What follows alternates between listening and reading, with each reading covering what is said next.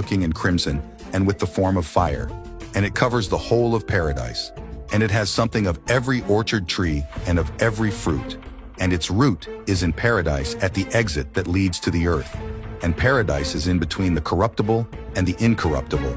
And two streams come forth, one a source of honey and milk, and a source which produces oil and wine. And it is divided into 4 parts, and they go around with a quiet movement. And they come out into the paradise of Edom, between the corruptible and the incorruptible. And from there they pass along and divide into 40 parts. And it proceeds in descent along the earth, and they have a revolution in their cycle, just like the other atmospheric elements. And there is no unfruitful tree there, and every tree is well-fruited, and every place is blessed. And there are 300 angels, very bright, who look after paradise, and with never-ceasing voice and pleasant singing, they worship the Lord every day and hour. And I said, "How very pleasant is this place?" And those men said to me, "This place, Enoch, has been prepared for the righteous."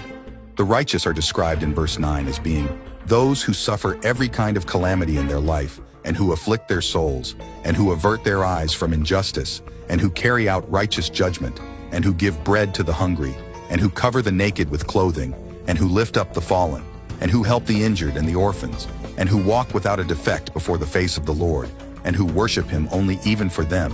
This place has been prepared as an eternal inheritance. Enoch was then taken to the northern region of this heaven, and he sees what he describes as a frightful place.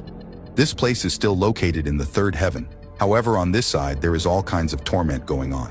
There is no light there, and Enoch emphasizes this mysterious black fire that blazes up. This is where I really made the connection to this potentially being hell. As Enoch is venturing through the northern region of the 3rd heaven, he then notices a river of fire.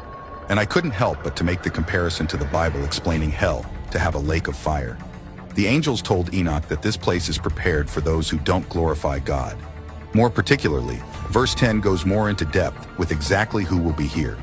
The people doomed to inhabit this realm are those who practice on the earth the sin, which is against nature, of witchcraft, enchantments, divinations, trafficking with demons, who boast about their evil deeds, stealing, lying, insulting, coveting, resentment, fornication, unaliving people, and who steal the souls of men secretly, seizing the poor by the throat, taking away their possessions, enriching themselves from the possessions of others, defrauding them, who, when they are able to provide sustenance, bring about the death of the hungry by starvation, and, when they are able to provide clothing, take away the last garment of the naked, who do not acknowledge their Creator, but bow down to idols which have no souls, which can neither see nor hear, vain gods, constructing images, and bowing down to vile things made by hands. For all these this place has been prepared as an eternal reward.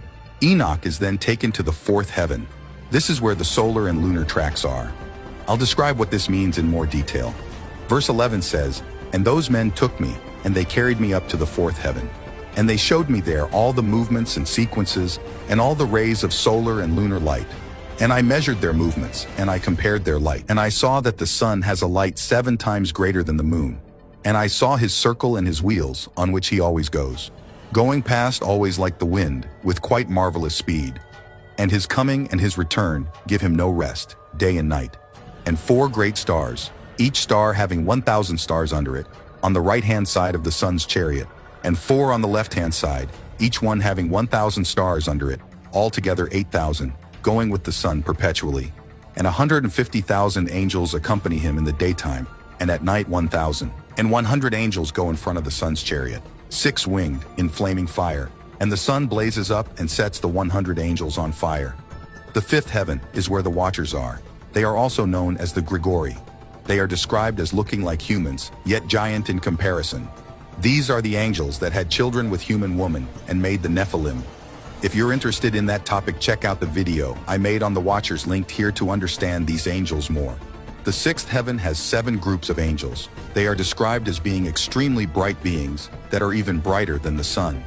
What these 7 groups of angels do is explained in 2 Enoch verse 19. These groups carry out and carefully study the movements of the stars and the revolution of the sun and the phases of the moon and the well-being of the cosmos.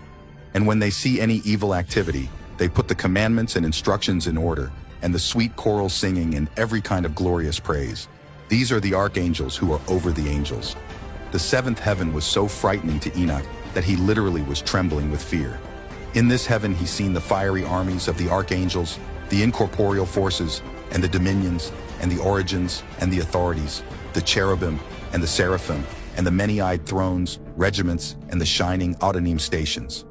Obviously, there may be some angels that you are not familiar with in this heaven. However, we can just picture how frightening this sight can be with all of God's most powerful angels in one heaven. At this point, the angels that Enoch described as two men left him, and Enoch fell to his face terrified. This is when God sent one of his glorious ones to guide Enoch through the final three heavens. This was no other than Archangel Gabriel. The eighth and ninth heavens are explained very briefly. 2 Enoch verse 21 says, "I saw the eighth heaven, which is called in the Hebrew language Muzaloth, the changer of the seasons, of dry and of wet, and the 12 zodiacs, which are above the seventh heaven. And I saw the ninth heaven, which in the Hebrew language is called Kukavim, where the heavenly houses of the 12 zodiacs are." Now this is the 10th and final heaven where God himself resides. Enoch describes God's face as looking like iron made in burning hot fire and brought out. God's face emits like a spark and is supremely awesome and supremely frightening, in Enoch's own words. However, his face is also indescribable according to the book of Enoch. There are also cherubim and seraphim armies singing in this heaven. Enoch was understandably frightened, so God ordered the archangel Michael to remove Enoch's earthly clothing and to anoint him with a spiritual oil that radiated with light. When he looked at himself, however, he realized that he was no different than the angels in heaven.